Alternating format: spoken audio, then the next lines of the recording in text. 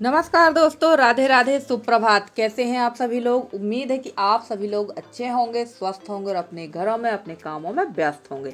तो दोस्तों, आप लोग देख ही रहे हैं, लगभग पिछले 3 ब्लॉग से देख रहे हैं, 2 ब्लॉग से, और ये तीसरा ब्लॉग है कि घर की साफ सफाई ही इस समय चल रही है। और जब आपको मैंने पिछले ब्लॉग में दिखाया था कि घर की जो हालत हुई है वो मैंने आपको दिखाई थी। कुछ तो घर की हालत हुई भी है बारिश में भी, और बिल्लियों ने भी काफ़ी कुछ मेहनत की है घर को बर्बाद करने में, फैलाने में। तो चलिए, लग गए थे हम लोग साफ सफाई में। और आज हम लोग तीनों ने, यानी मैंने, यशी ने और यशी के पापा ने कमर कस ली थी कि आज पूरी सफाई करना ही है। तो सबसे पहले तो पूरा जाला निकाला है ऊपर से। वैसे अब आप बहुत सारे कमेंट आएंगे, बहुत सारे लोग बोलेंगे कि जाला नहीं निकालना था क्योंकि अभी अशुद्धि चल रही है। और सच बात यह है कि जब तक 13वीं नहीं हो जाती, भगवान के दर्शन 13 पंडितों को खिलाने के बाद भगवान के जब तक दर्शन, मंदिर के दर्शन नहीं कर लिए जाते, तब तक हम लोग शुद्ध नहीं होते हैं। पर मजबूरी ये बन गई थी कि हमारे यहाँ 11वें दिन से सभी लोग आएंगे और घर बहुत ज़्यादा, देखा था आपने, बहुत ज़्यादा गंदा था। तो भाई जाला वगैरह निकालना ज़रूरी हो गया था, इसलिए हम लोगों ने जाला वगैरह निकाल दिया है पूरे घर का।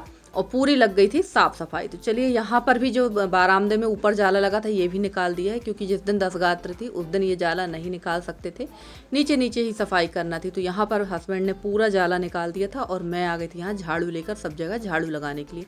तो एक मदद उनने कर दी है, बाकी की यसी कर रही थी। और अब सबसे ज़्यादा जो है मेहनत वाला काम इस रूम में। और जब मैं यहाँ आई ना, तो हस्बैंड दरी बिछा के, ऊपर से चादर बिछा के इस पलंग को बिछा कर सो गए थे, गद्दा भी नहीं डाला था। वहीं मैं यशी को दिखा रही थी कि काम की जो, देखिए मैं बीच बीच में ना खुजलाती भी जा रही हूँ। मेरे पूरे शरीर में अभी भी बहुत बड़े बड़े चकते हैं, और कल तो हस्बैंड के शरीर में भी आ गए हैं, और अभी भी मेरे शरीर में बहुत बड़े बड़े चकते हैं और इनमें हल्की सी खुजलाहट हो रही है। पर काम तो करना ही है। पता नहीं क्यों ऐसा लग रहा है जैसे ये सीलन की वजह से कुछ तो ऐसी चीज़ हो गई है घर में, जिसकी वजह से जैसे जैसे सफाई हो रही, झाड़ू लगा रहे हैं, तो खुजलाहट हो रही शरीर में और चकते निकल रहे हैं। पता नहीं क्या है, बस नीम का धुआं करने से थोड़ी सी राहत मिल रही है। और अभी लिपाई कर नहीं सकते हैं क्योंकि घर तो वैसे ही चिप चिप हो रही है घर में, तो लिपाई कहाँ कर देंगे।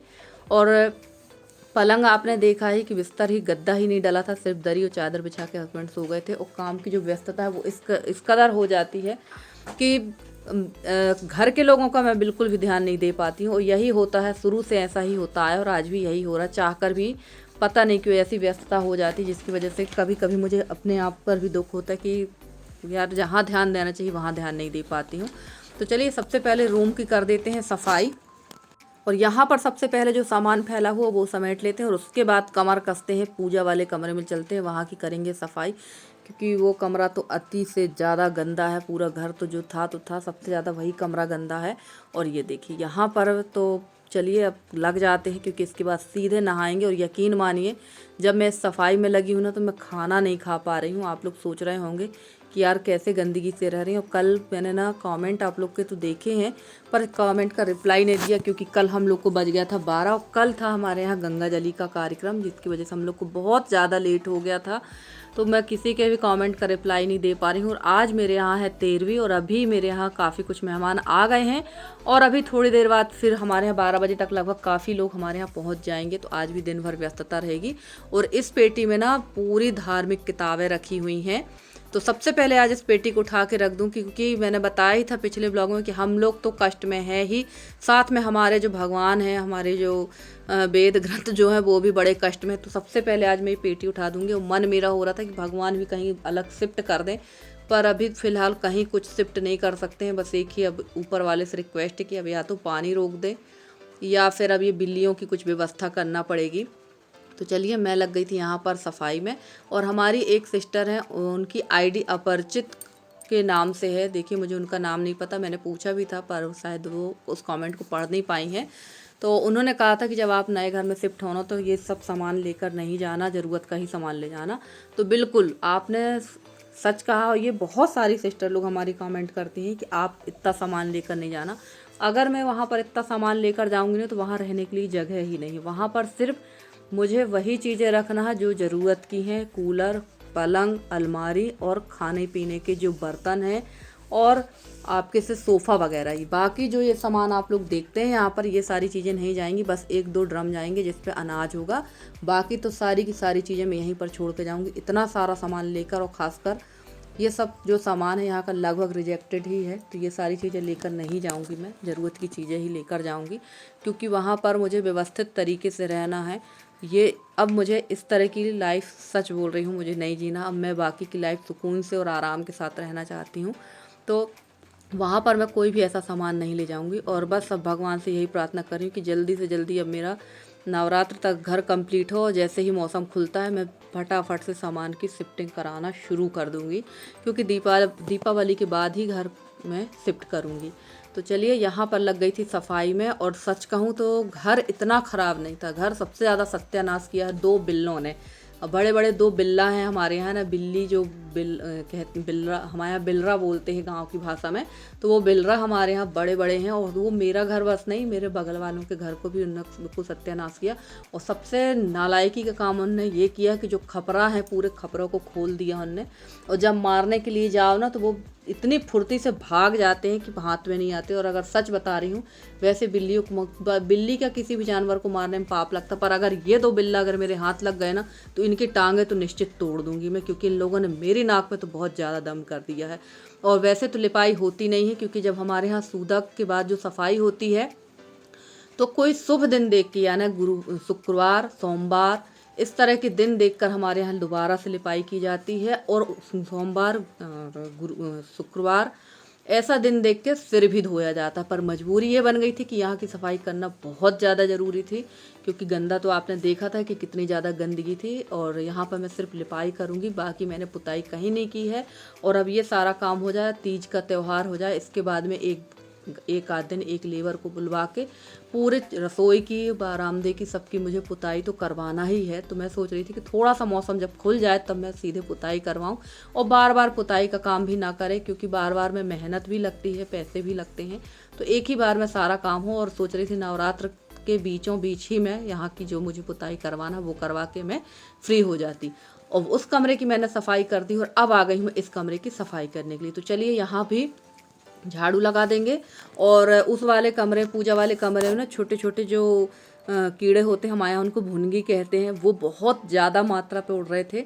और यहाँ पे झाड़ू लगा देंगे, और इसके बाद करेंगे यहाँ पर नीम का धुआं। नीम की पत्तियाँ मेरे पास रखी हुई थी सूखी वाली, उसका धुआं कर देंगे। इससे कीटाणु बड़ी जल्दी ही मरते हो। नीम की जो पत्ती होती है, मच्छर, मक्खी और बाकी के जो छोटे छोटे जीव होते हैं, उनके लिए, उड़ने वाले जो जीव होते हैं, उनके लिए बहुत घातक होती है, और इससे वातावरण भी शुद्ध होता है। तो चलिए, यहाँ पर भी राख डाल रखी थी।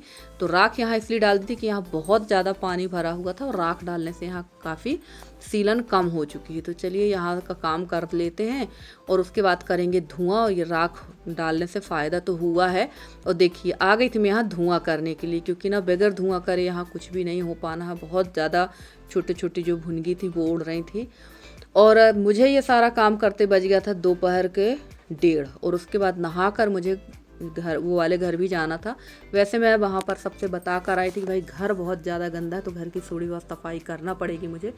तो मैं लेट ही पहुँची थी, और यहाँ पर जो है धुआं करने के बाद मैं नहा चुकी थी, क्योंकि सच बोल रही हूँ, मैं ये जो 2-3 दिन से जो गंदगी घर को साफ़ कर रही हूँ ना, इस बार मेरी खाना खाने की भी इच्छा नहीं हो रही। आप लोग देख सकते हैं, समझ सकते हैं कि किस कदर घर को सत्यानाश कर रखा है इन 2 बिल्लों ने। तो चलिए, यहाँ कर लेते हैं धुआं, और कंडे लगा देंगे, और इसके बाद लगा देंगे, ढेर सारी रख देंगे इसमें नीम की पत्ती। और इतना धुआं हो गया था कि पूरे जो दोनों तीनों कमरे हैं ये धुआं से भर गए थे। तो इतनी नीम की पत्ती ही पर्याप्त थी। और ये जो पत्ती थी, ये मैंने रखी थी गेहूँ में, गेहूँ चना में मैंने रखी हुई थी, पर मैंने निकाल लिया, क्योंकि फिलहाल तो अगर अपन स्वस्थ रहेंगे तो सब स्वस्थ रहेगा, और अपन स्वस्थ नहीं है तो फिर कुछ भी स्वस्थ नहीं होगा। और मैं यहाँ पर देख रही थी कि धुआं हो रहा है या नहीं हो रहा। तो ये पूरा जो धुआं निकल रहा था, ये नीम की पत्ती का ही निकल रहा था। और फ्रेंड्स, आप लोगों को मेरे वीडियो कैसे लगते हैं ज़रूर बताइएगा कमेंट करके। अगर आपको मेरे वीडियो पसंद आते तो प्लीज़ वीडियो को लाइक करके, चैनल पर नए हैं तो चैनल को सब्सक्राइब करके अपना प्यारा सा सहयोग और स्नेह मेरे साथ बनाए रखें। मैं पूरी कोशिश करती हूँ कि आप लोगों के लिए बहुत अच्छे से अच्छी वीडियो लेकर आती रहूँ।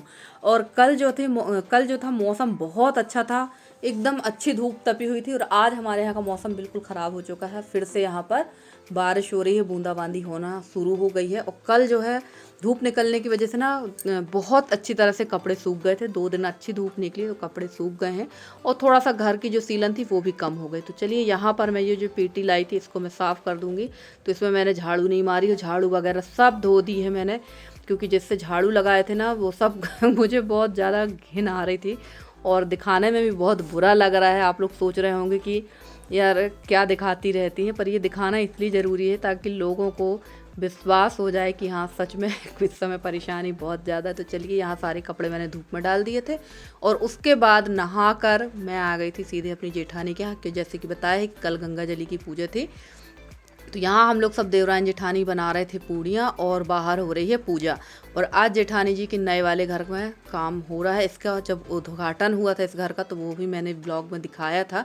तो यहीं हम लोगों ने आज भट्टी लगा ली है और यहीं पे बना रहे हैं खाना।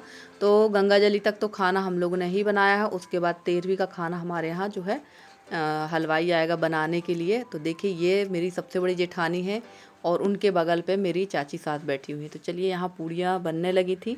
और जब हमारे यहाँ कुछ इस तरह के काम होते हैं तो बहुत सारे काम हम लोग सब बहुएं मिलकर आपस में ही कर लेते हैं।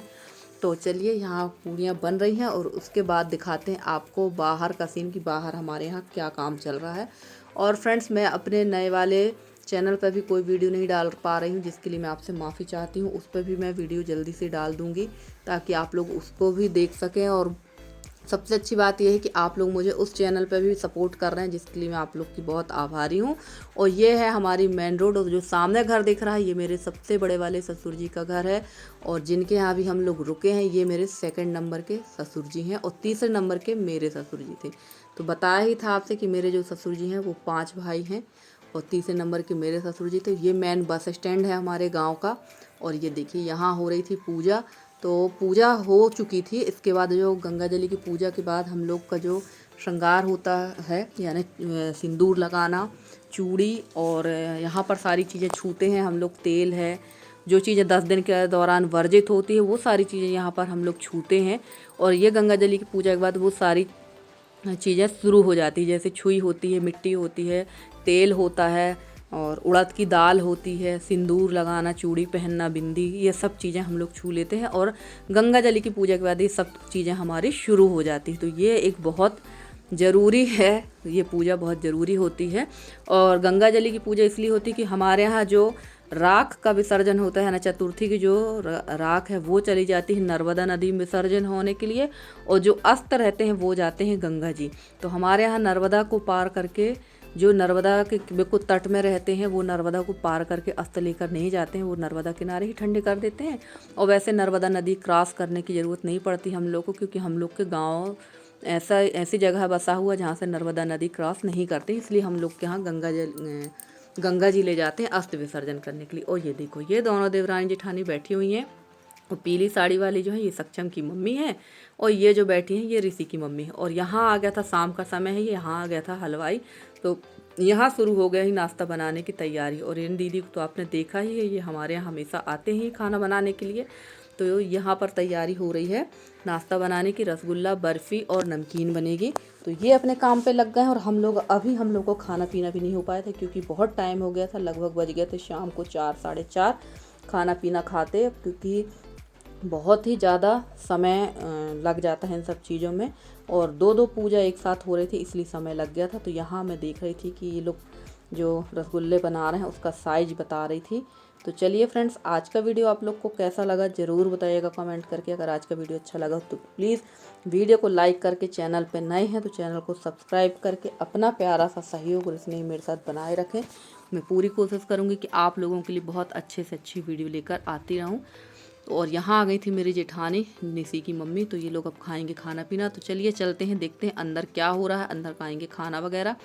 और मैं आ गई थी अंदर और यहाँ पर देखिए चाशनी बन रही थी और बर्फ़ी, खोवा बर्फ़ी के लिए यहाँ पर चाशनी बन रही है। और हम लोग सब बैठ गए थे यहाँ पर खाना खाने के लिए।